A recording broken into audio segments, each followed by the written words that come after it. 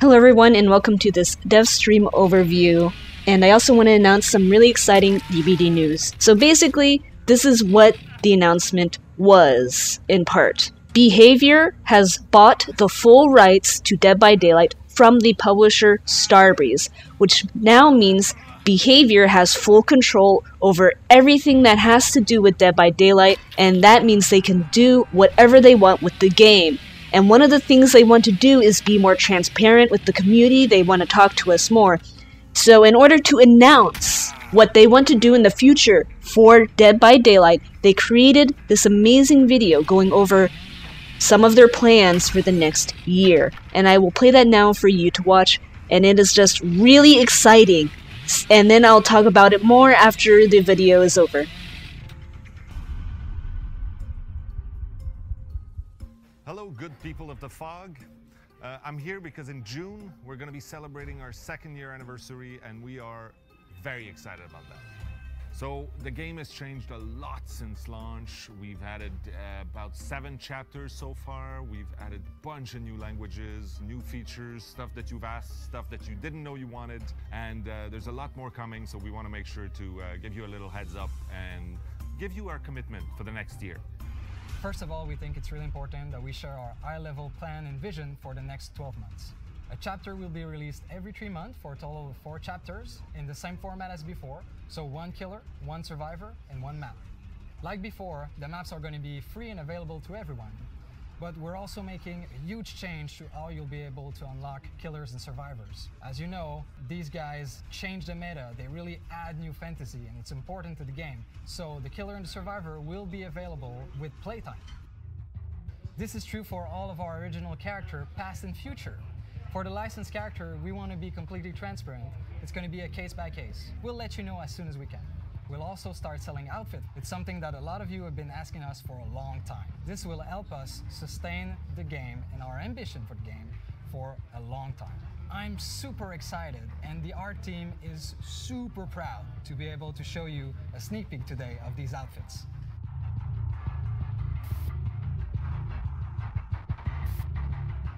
As we promised, all of these items are purely cosmetic and optional.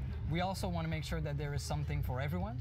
So either you're casual or hardcore in the game, you'll be able to unlock the majority of these cosmetics with playtime. We're also doing a complete revamp of our progression ladder. We want to be as inclusive as possible and allow all players to be able to have significant progress into it.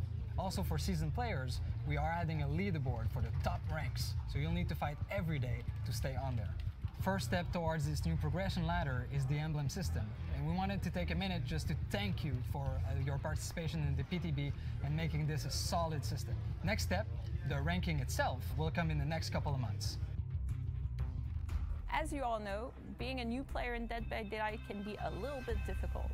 This is why we decided to improve our onboarding system with a whole new tutorial section to the game. Our goal is to make Dead by Daylight a welcoming place for all players.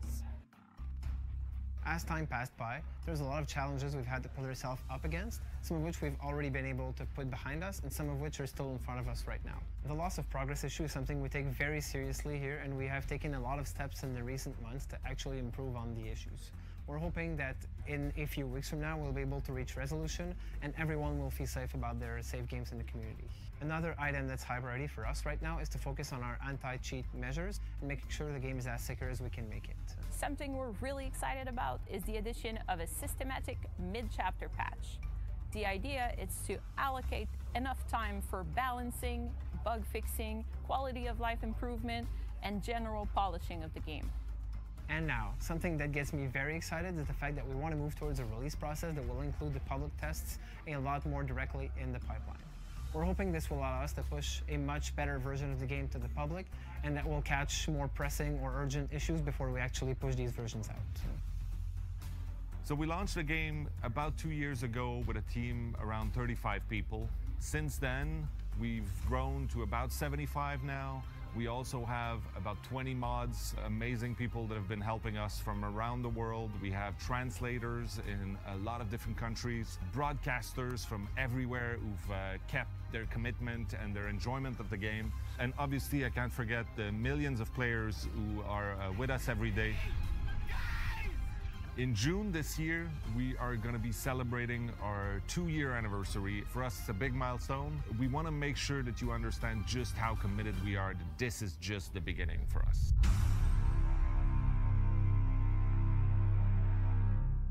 Isn't that amazing? You'll be able to unlock cosmetics, killers, survivors. With playtime, you won't necessarily have to buy them. They are improving the ranking system with the Emblem System, and they're going to be adding a leaderboard, as well as showing us what their exact plans for the future are with the chapters once every 3 months, and then those mid-patches, which are balancing patches and bug fixes and stuff. And this just makes me think that in the future, they're just going to be able to communicate with us so much more on what they're doing, on what they plan to do, and they said that they want to implement a PTB system into the pipeline of their patches and things, so that means we may be able to test future killers in the PTB before they actually go live. Now that's just me getting hyped up about it and talking. It might happen, it might not, but I'm really excited, and you guys should be too, because this means that BHVR doesn't have to get secondary approval for what they can say or not say about the game, and they can just choose for themselves what they want to do and what they want to tell us.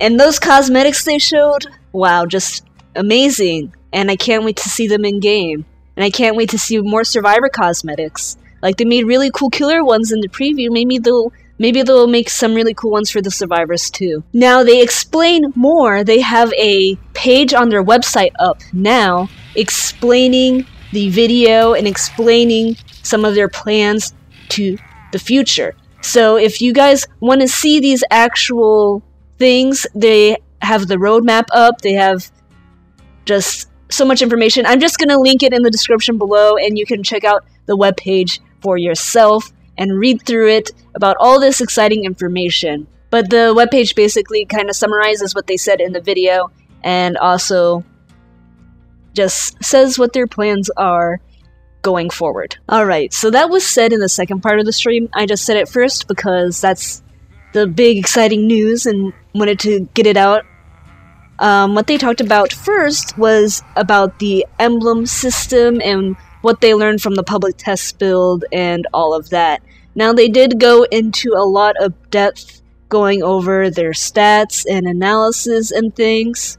So I highly suggest you go and check out the stream yourself if you're interested in the public test build results, because this stream was very straightforward. They didn't go off on any tangents. And so I will link in the description below where they start discussing the stuff about the public test build, because they really did go in depth about it, and I don't want to just summarize what they said because it's a lot of important information. They explained what they learned from the Emblem System, and they also clarified on how some emblems worked. For example, the Chaser emblem for killers, your points are secured when you hit a survivor, because hitting a survivor closes the chase. And if that survivor does not go down, then you would start a second chase. So basically, every time you hit a survivor, it ends one chase and then starts a new chase. And then that would go the same for the survivor side. If they get hit, that means they lost the chase, which means they lose any points that they may have accumulated as potential points. And then a new chase resumes after the hit, and then if they go in the dying state, they would either lose points if they go down under 15 seconds. So yeah, go check out that if you're interested in learning more about the Emblem System and what they got from it. Thank you very much for watching, and I hope this news is as exciting to you as it is to me. As always, good luck out there in the fog, and see you next time.